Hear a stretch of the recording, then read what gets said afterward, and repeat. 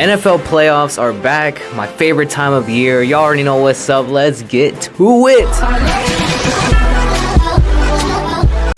You know the playoffs are about to be absolute cinema when the matchup you thought was going to be lopsided turned out to be an absolute thriller of a game. Now, the Carolina Panthers somehow made their way into the playoffs with a losing record thanks to their joke of a division. But you want proof that these playoffs are the most wide open they have ever been? Well, look no further than this game. On paper, the Rams are better than the Panthers in almost every regard. But you forget that Bryce and the Panthers have already upset this team earlier in the season once. But, in the first half, it seemed like it was going to be a blowout. Carolina looking lost on offense, Bryce Young throwing a pick, 14-0 lead. Yeah, this looks like it's wraps already. I mean, if I was a Carolina fan, I'd be pretty happy that we're even here in the first place. Carolina then says, fuck it, let's just have some fun, and they begin playing more loose. Bryce is starting to play for his life. He's running for touchdowns like his days in Alabama. The Panthers are now starting to play for their lives as a whole. The pressure is mounting on LA quickly. How the hell is this a 3-point game, you may ask? Because it's the 2025 NFL season, baby.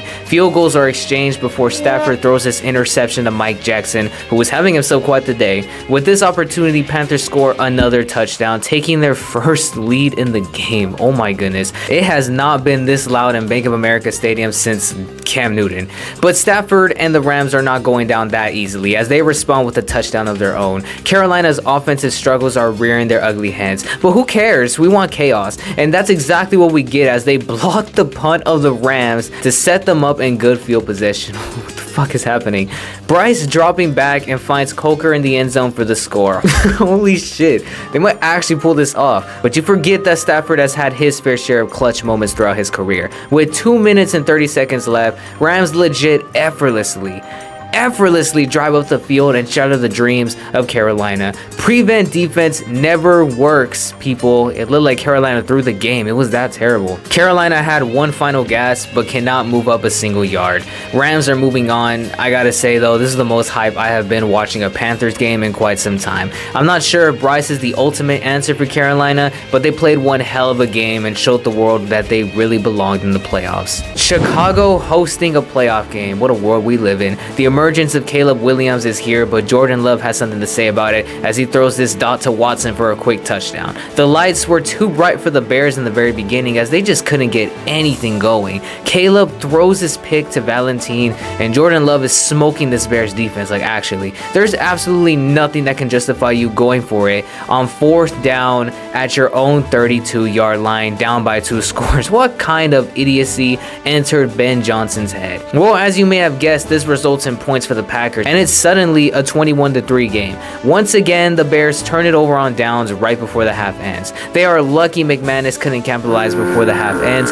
What an abysmal first half for the Bears. And their slop kind of continues into the third quarter. I mean, man, is this how you treat your fans, Chicago? What a waste of a playoff spot. Chicago just can't have anything nice, can they? Is what I was saying before the floodgates busted open in the last quarter. Chicago finally scores another touchdown, which gives them some momentum until Green Bay answers back with a touchdown of their own. I'm telling you, Jordan Love came to play. I cannot say the same for McManus, unfortunately. This play is literally for the game right here, and Caleb throws this beauty of a pass on the move to Rome Odunze, a season-saving dot. I'm not even kidding. Caleb is able to zip this ball to Zacchaeus, and now it's a 3-point game. McManus is doing his damn best to sell this game, and he just about does this with another missed kick. Bears drive up the field right after, and Caleb finds DJ Moore for the touchdown to take their first lead of the fucking game when they were trailing for the entirety. With a minute 40 left, Love tries to will his team back, but they're just a little too late to get something going. What a collapse by Green Bay. And McManus, get ready to cook up that LinkedIn profile, buddy. 7 points they could have had, but oh well. Bears finally get tasty revenge on a rival that has owned them for the better part of the last decade. So naturally, as a Texans fan, it was my duty to hate watch the Jacksonville Jaguars, and well, it went pretty successfully. In what world is Josh Allen a first round playoff exit? Because certainly wasn't going to be this one, especially without Lamar Jackson and Patrick Mahomes. You know, even as someone who hates the Jaguars, this team really frustrates me, you know that? Because yeah, they're going in the right direction, but what is the main weakness of the Buffalo Bills? That's right, the run defense. And what can Jacksonville do relatively well? Oh yeah, run the ball. So why the fuck is Jacksonville not running the ball more? Trevor throws an early bad pick to set Buffalo up for a field goal. Okay, not the end of the world, as Jacksonville's rushing attack was driving up the field effortlessly. This sets Lawrence up for an easy touchdown pass. Crazy, I think running the ball is something they should do more. Not only that, but Davis fumbles the return, giving the Jaguars excellent field position.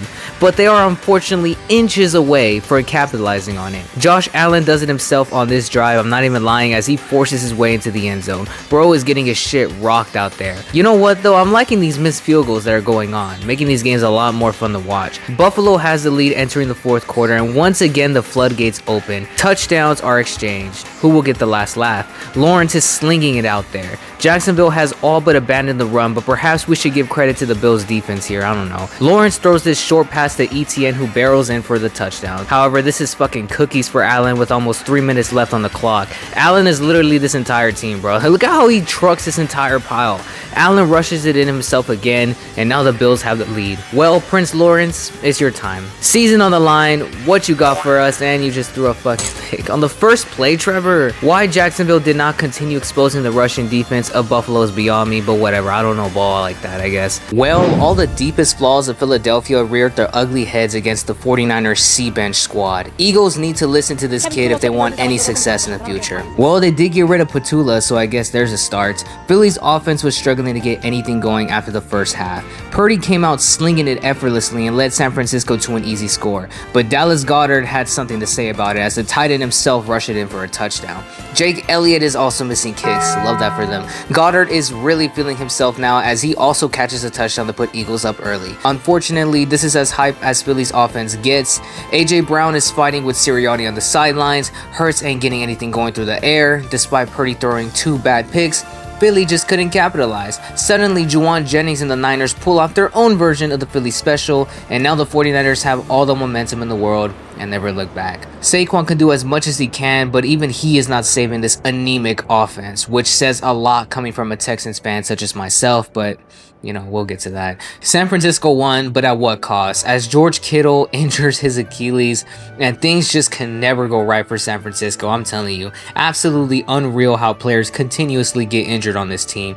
Good luck against Seattle Niners, you're gonna need it. Well, at least we went 4 for 4 to start the wild card this round, which honestly is a new record. Remember how often we'd see blowouts in the playoffs these past years? Man, these playoffs have been cinema. The cinema would end, however, with this Sunday night game against the Chargers and Patriots, unless you consider Justin Herbert eating shit on nearly every play at cinema. Wow, this offensive line is made up of fucking McDonald's employees, bro, because Herbert is being eaten alive out there. They sacked him 6 total times, and bro was just getting hit around constantly. What an awful way to go out in the playoffs, traveling across the country to kick a fucking field goal. Nice one, LA. Real nice. The defense of LA did relatively well trying to carry this offense, but to no avail, as even when Drake May played not up to his level, that Chargers O-line is like a nursing home. The Chargers had the ball inside the 10-yard line, and even then, they still couldn't get it done. Man. Where do I even begin to describe this snoozer of a game? Texans coming into this game never winning a road playoff game, and Steelers coming into this not winning a single one playoff game since Vine was still a thing. What do you get when you combine these two teams in the matchup? A competition for who wants to advance the least. At first, it looked like the Steelers had a good game plan going, all things considered. They were feeding Metcalf, they were running relatively well. This lasted all but one half really though, as despite CJ Pookie Schmookums doing his damn hardest to sell the game, Pittsburgh could only get 3 points off turnovers. 3 points off of 3 turnovers. CJ, I love you, Pookie, but get that act together, baby. You could have sold us the game. So you may be asking how the score ended up the way that it did. Well, the score was literally 6-7 for nearly the entirety of the game, until the defense of Houston said, fuck it, we'll just do it ourselves, and score 2 touchdowns on their own.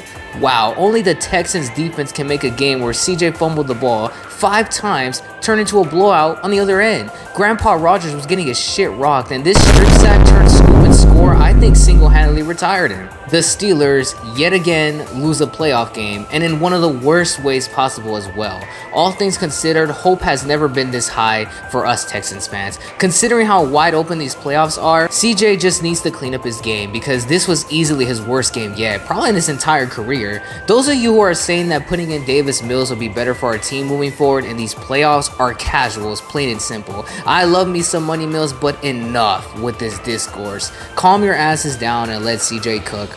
But our offense has to lock in if we have any chance of advancing to positions we have never witnessed in our franchise's history. These playoffs have been cinema, shawties. See y'all next week.